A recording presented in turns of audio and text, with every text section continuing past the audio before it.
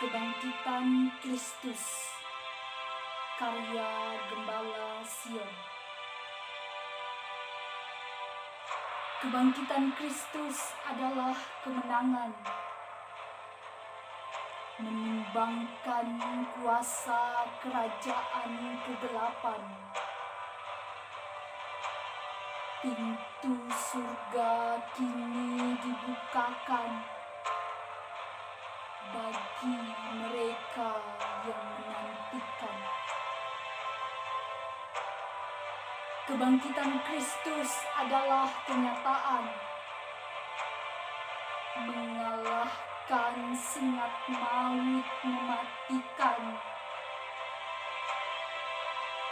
menghidupkan semangat pengharapan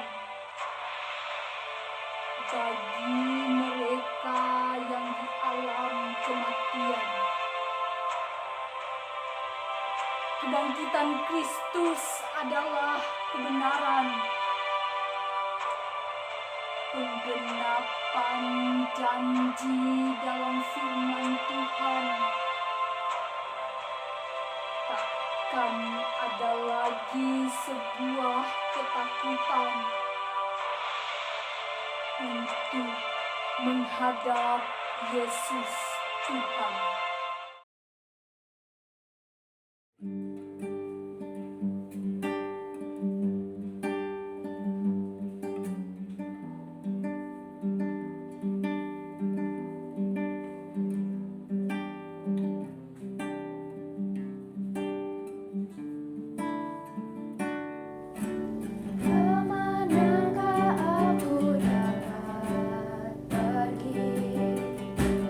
Menjauhi rambut yang suci.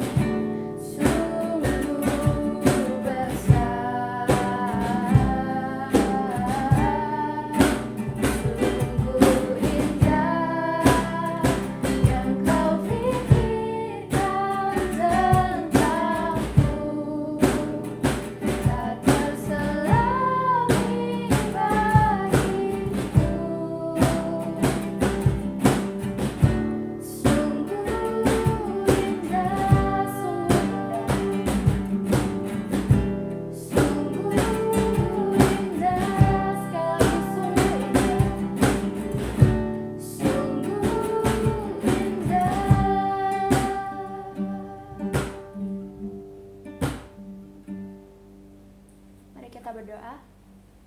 Tuhan, terima kasih atas segala berkat penyertaan Engkau, sehingga pada hari ini kami boleh beribadah, kami boleh belajar dalam keadaan yang sehat. Itu semua karena anugerah Tuhan. Tuhan, kami juga mengucapkan terima kasih karena Engkau yang maha mulia mau datang ke dunia ini menjadi manusia, mau mati di atas kayu salib demi menebus setiap kami Tuhan. Tuhan, ampuni kami Tuhan jika kami sering mengecewakan hati-Mu Tuhan. Tuhan, Engkau yang berkati ibadah kami selanjutnya agar dapat memuliakan nama-Mu Tuhan. Terima kasih Tuhan, hanya di dalam nama Tuhan Yesus kami berdoa. Amin. Oke, kita mau bersyukur atas pengorbanan Tuhan. Dengan hati yang bersyukur, kita mau masuk ke hadirat Tuhan. Kita mau memuji Tuhan, kita mau bersorak-sorai. Karena Tuhan kita adalah Tuhan yang baik. Kita angkat pujian, Engkau baik.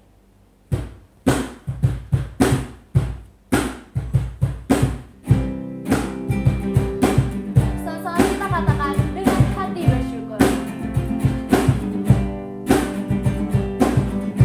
Dengan hati bersyukur masuk di hadirat-Mu, membawa pujian bagi-Mu Yesusku. Ku memandang wajah-Mu, baik suka di depan-Mu, sambil menceritakan kasih-Mu. Ku mengangkat tanganku, bersorak-sorai bagi kebaikan-Mu. Engkau baik, Engkau baik, sangat baik. Kasih-Mu tak pernah berubah. Engkau baik, sangat baik. Kasih-Mu tak pernah berubah.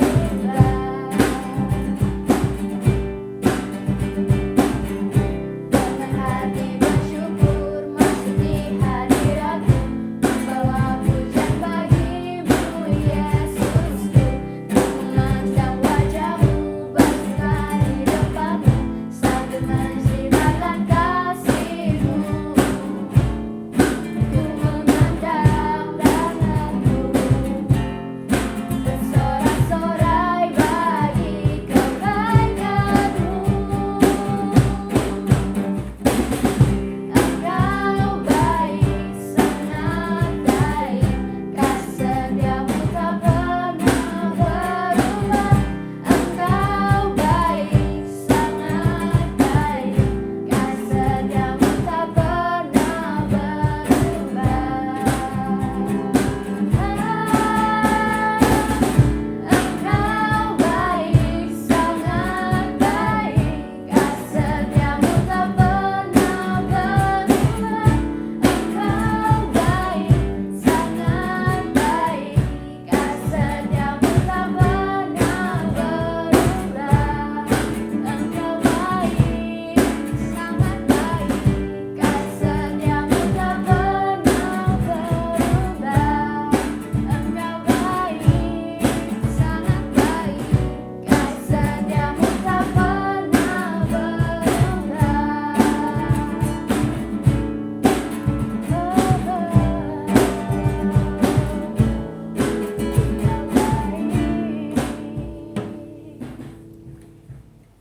Ya, Tuhan kita adalah Tuhan yang baik. Tapi dengan apakah kita dapat membalas kebaikan Tuhan? Kita angkat pujian, dengan apa akan Ku balas?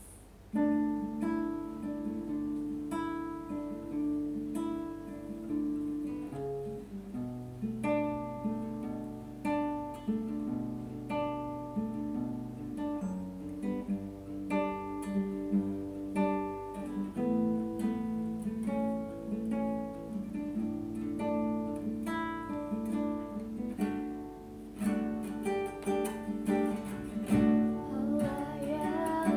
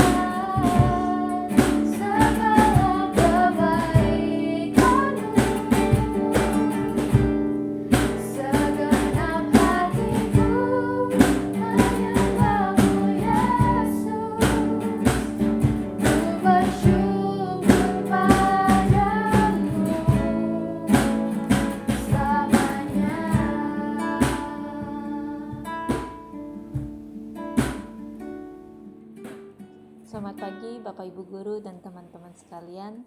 Masih di dalam suasana Jumat Agung dan Paskah, karena itu saya mau mengucapkan selamat memperingati Jumat Agung dan Paskah. Sebelum mendengarkan firman Tuhan, mari kita bersama-sama berdoa. Tuhan di surga, kami bersyukur karena hari ini kami boleh bersama-sama memperingati Jumat Agung dan Paskah. Dan sebentar lagi kami akan mendengarkan firman-Mu. Kami mohon Tuhan tolong kami, bukalah hati kami untuk menerima kebenaran firman-Mu dan untuk menghidupi kebenaran firman-Mu di dalam kehidupan kami. Kami serahkan waktu pemberitaan firman Tuhan ke dalam tangan dan pimpinan-Mu. Dalam nama Tuhan Yesus kami berdoa. Amin. Bapak, Ibu, dan teman-teman sekalian, hari ini kita akan merenungkan satu bagian firman Tuhan dari Roma pasalnya yang ke-8 ayat 9 sampai 11. Roma pasal 8 ayat 9 sampai 11. Saya akan membacakannya dan Bapak Ibu teman-teman silakan menyimaknya. Tetapi kamu tidak hidup dalam daging, melainkan dalam roh. Jika memang roh Allah diam di dalam kamu. Tetapi jika orang tidak memiliki roh Kristus, ia bukan milik Kristus. Tetapi jika Kristus ada di dalam kamu, maka tubuh memang mati karena dosa, tetapi roh adalah kehidupan oleh karena kebenaran. Dan jika roh Dia yang telah membangkitkan Yesus dari antara orang mati diam di dalam kamu, maka Ia yang telah membangkitkan Kristus Yesus dari antara orang mati akan menghidupkan juga tubuhmu yang fana itu oleh rohnya yang diam di dalam kamu. Demikian jauh pembacaan firman Tuhan. Bapak, Ibu, dan teman-teman sekalian, sepanjang kehidupan umat manusia, ada banyak peristiwa-peristiwa bersejarah yang pernah terjadi. Peristiwa-peristiwa tersebut memberikan dampak yang besar bagi dunia. Beberapa peristiwa bersejarah tersebut adalah Revolusi Amerika yang pernah terjadi pada tahun 1775 sampai 1783. Selanjutnya adalah Perang Dunia Pertama yang terjadi pada tahun 1914 sampai 1918. Lalu ada Revolusi Rusia yang terjadi pada tahun 1917 sampai 1923. Kemudian Depresi Besar yang terjadi pada tahun 1929. Lalu ada peristiwa Nazi Jerman yang terjadi pada tahun 1933 sampai 1945. Dan ada peristiwa Perang Dunia Kedua yang terjadi pada tahun 1939 sampai 1945. Selain peristiwa-peristiwa yang tadi disebutkan, masih ada peristiwa-peristiwa bersejarah lainnya yang pernah terjadi dan memberikan pengaruh yang besar bagi dunia. Entahkah teman-teman masih ingat atau tidak, tapi peristiwa-peristiwa bersejarah yang tadi disebutkan mungkin pernah kita pelajari ketika kita belajar pelajaran sejarah. Kita yang hidup pada zaman ini tidak merasakan dampak atau pengaruh dari peristiwa-peristiwa tersebut. Namun orang-orang yang hidup pada zaman tersebut, mereka mungkin merasakan dampak dari peristiwa-peristiwa tersebut, entahkah secara langsung ataupun tidak langsung. Teman-teman, saya berikan contohnya. Ini adalah 2 dampak dari Perang Dunia yang kedua. Dampak yang pertama adalah Amerika Serikat keluar sebagai negara adidaya. Lalu dampak yang kedua adalah ilmu pengetahuan berkembang pesat dan menghasilkan teknologi yang lebih maju. Selain itu ada juga dampaknya bagi Indonesia. Ketika itu Indonesia adalah negara jajahan Jepang. Jepang juga terlibat di dalam Perang Dunia Kedua. Dan hal ini membuat kondisi Indonesia semakin memprihatinkan. Karena bangsa Jepang memaksa bangsa Indonesia untuk melakukan kerja paksa. Dipaksa untuk membangun berbagai keperluan untuk perangnya bangsa Jepang. Seperti membangun benteng pertahanan, membangun pelabuhan, dan lain sebagainya. Teman-teman, inilah salah satu contoh dampak dari Perang Dunia Kedua bagi dunia dan khususnya bagi Indonesia. Kelak, pandemi corona yang terjadi sekarang ini pun mungkin akan tercatat sebagai salah satu peristiwa bersejarah. Karena pandemi ini terjadi secara universal di seluruh dunia. Dan dampaknya sangat besar seperti yang kita rasakan saat ini. Teman-teman sekalian, di antara semua peristiwa bersejarah yang tadi disebutkan, ada satu lagi peristiwa paling bersejarah yang harus kita ingat. Karena peristiwa itu bukan cuma berdampak pada kehidupan ketika di dunia ini, tetapi juga berdampak pada kehidupan setelah kehidupan mendatang. Peristiwa tersebut adalah kematian dan kebangkitan Tuhan Yesus. Namun apa dampak dari kematian dan kebangkitan Tuhan Yesus bagi kita? Nah, sebelum berbicara tentang dampak dari kematian dan kebangkitan Tuhan Yesus, kita akan mencari tahu arti dari kematian dan kebangkitan Tuhan Yesus. Namun sebelumnya, kita perlu sama-sama memahami bahwa kematian dan kebangkitan Tuhan Yesus adalah dua peristiwa yang saling terkait satu sama lain. Itu merupakan satu paket. Karena jika tidak ada kematian, maka tidak ada kebangkitan. Begitu sebaliknya, jika tidak ada kebangkitan, maka tidak ada kematian. Nah, apa itu arti dari kebangkitan dan kematian Tuhan Yesus? Yang pertama, arti dari kematian dan kebangkitan Tuhan Yesus adalah penggenapan karya keselamatan Allah bagi manusia berdosa. Allah telah merancang karya keselamatan ini jauh sebelum Tuhan Yesus datang ke dalam dunia. Nabi-nabi di Perjanjian Lama sudah menubuatkan atau berbicara tentang Yesus yang akan datang dan mati di atas kayu salib untuk menebus manusia berdosa. Jadi Tuhan Yesusnya belum datang, tetapi kedatangannya bahkan kematian dan kebangkitannya sudah diberitakan. Karena itu, kematian dan kebangkitan Tuhan Yesus bukanlah peristiwa yang terjadi secara mendadak, juga bukan peristiwa yang terjadi atau direncanakan dalam waktu yang singkat. Kematian Tuhan Yesus khususnya bukanlah sesuatu yang terjadi karena manusia menginginkannya, bukan karena pemimpin-pemimpin agama yang ingin mencelakai Tuhan Yesus, bukan karena banyak orang yang berteriak, salibkan dia, salibkan dia. Bukan juga karena Pilatus yang tidak bisa mengadili dengan adil. Bukan juga karena banyak orang menginginkan kematian Tuhan Yesus. Tidak seperti itu, teman-teman. Mengapa? Karena tidak ada satu orang pun yang bisa mengambil nyawa Tuhan Yesus. Di dalam kematian Tuhan Yesus yang terjadi adalah Tuhan Yesus secara rela memberikan nyawanya untuk menggenapkan karya keselamatan Allah bagi manusia berdosa. Jika Tuhan Yesus memberikan nyawanya secara sukarela, apakah itu artinya orang-orang yang menyalibkan Tuhan Yesus dan juga menginginkan kematiannya tidak bersalah? Tidak, mereka tetap bersalah karena kejahatan hati mereka menyebabkan kematian Tuhan Yesus terlaksana lewat mereka. Dengan kematiannya dan kebangkitannya, Tuhan Yesus menggenapkan karya keselamatan Allah bagi manusia berdosa dengan tuntas. Teman-teman, ini yang pertama.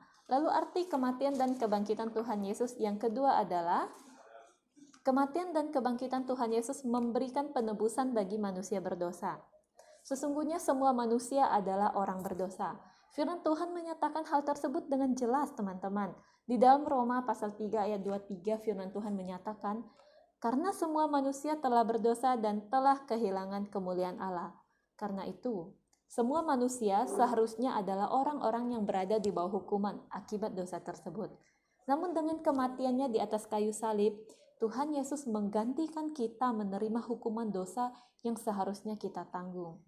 Jadi, hukuman yang seharusnya kita tanggung, ditanggung oleh Tuhan Yesus. Jadi jangan salah kaprah, teman-teman. Yang ditebus bukan dosa-dosa kita, tetapi kitalah yang ditebusnya dari hukuman dosa. Ini yang kedua.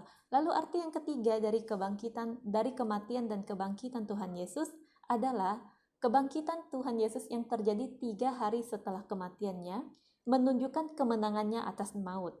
Firman Tuhan di dalam 1 Korintus 15 ayat 55 berkata, "Hai maut, di manakah kemenanganmu?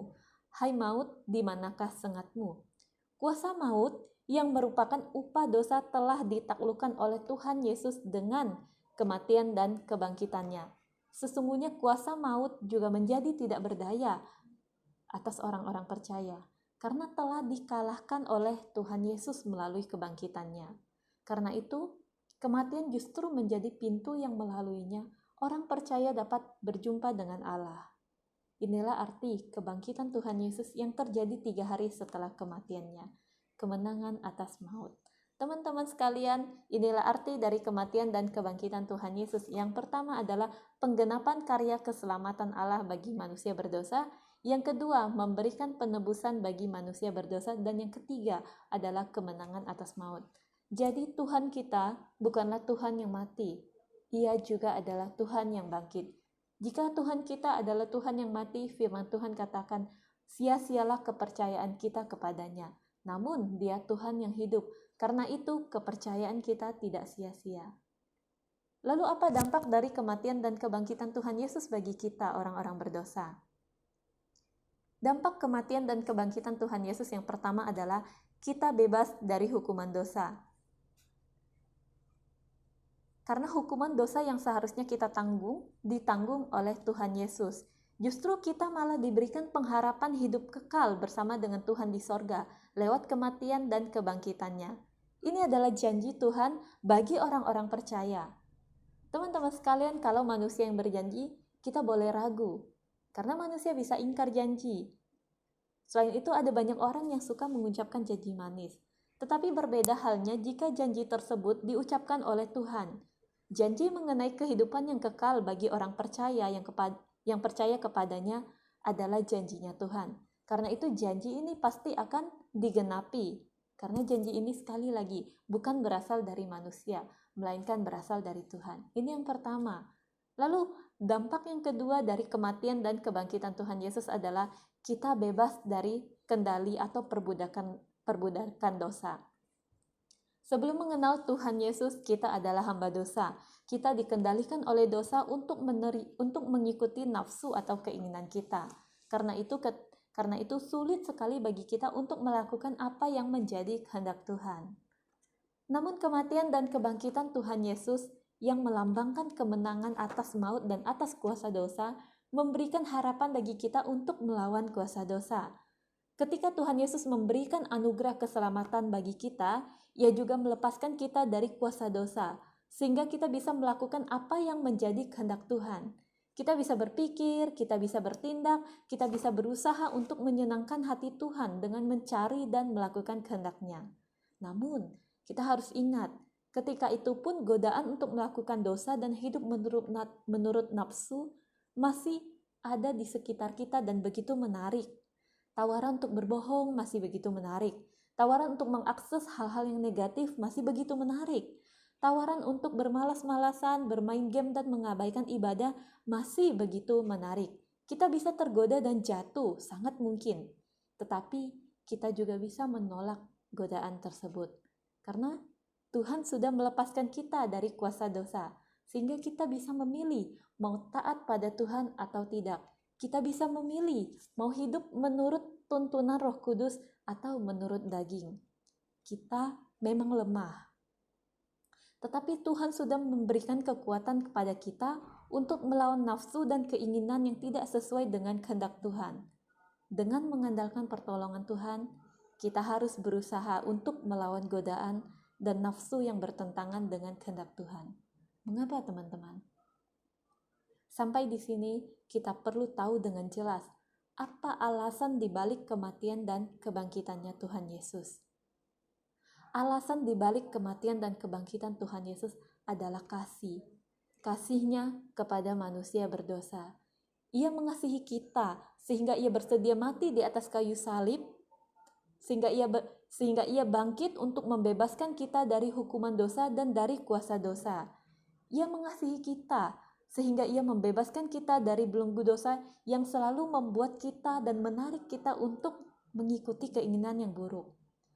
Kalau kita sudah tahu Tuhan mengasihi kita sehingga bersedia mati untuk membebaskan kita dari hukuman dosa dan dari belenggu dosa, bukankah namanya bodoh kalau kita kembali hidup seperti ketika masih dikendalikan oleh dosa? Bukankah kita juga terlalu tega namanya atau menyia-nyiakan pengorbanan Tuhan Yesus kalau kita kembali hidup seperti ketika kita masih dikendalikan oleh dosa? Ia mengasihi kita sehingga Ia bersedia membebaskan kita dari hukuman dosa dan dari belenggu dosa dengan kematian dan kebangkitannya, supaya kita bisa hidup taat kepada Tuhan, supaya kita bisa hidup sebagai anak-anak Tuhan yang taat. Ia rela mati dan kemudian bangkit untuk membebaskan kita dari hukuman dosa dan dari kuasa dosa, supaya kita bisa hidup sebagai anak-anak Tuhan yang taat. Karena itu teman-teman, kasihilah Tuhan yang telah terlebih dahulu mengasihi kita dengan merelakan hati kita dipimpin oleh-Nya untuk hidup di dalam kehendak-Nya Tuhan. Mari kita berdoa. Tuhan di surga, kami sungguh bersyukur karena kasih-Mu yang besar ya Tuhan, sehingga Engkau rela mati di atas kayu salib, Dan kami bersyukur karena Engkau bangkit untuk memberikan pada kami pengharapan, untuk membebaskan kami dari hukuman dosa dan membebaskan kami dari kuasa dosa. Tuhan, tolonglah hati kami yang lemah, agar kami juga mengasihi Engkau yang telah terlebih dahulu menunjukkan kasih yang besar kepada kami. Tolonglah kami ya Tuhan untuk hidup sebagai anak-anak Tuhan yang taat. Terima kasih ya Bapa, dalam nama Tuhan Yesus kami berdoa. Amin.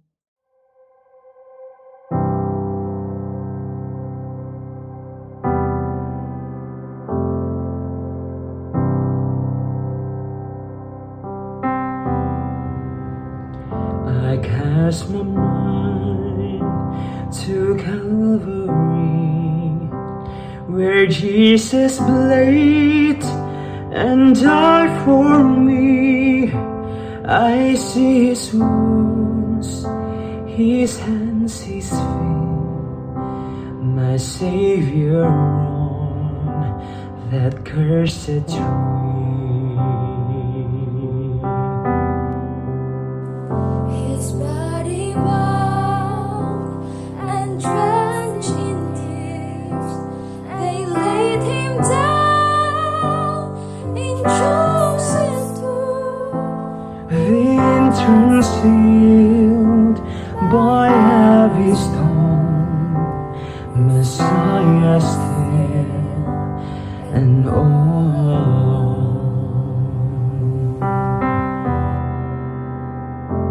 Oh, praise the name of the Lord our God. Oh, praise his name forevermore. For endless days we will sing your praise, O Lord our God. Then on the third at break of dawn, the Son of Heaven rose again. O trembling death, where is your sting? The angels roar for Christ the King.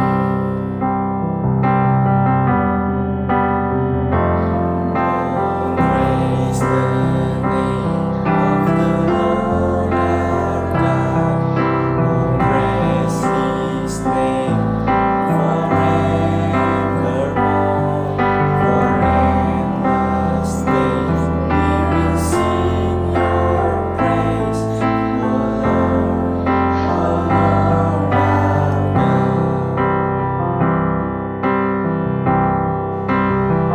He shall return in robes of white, and the blazing sun shall pierce the night.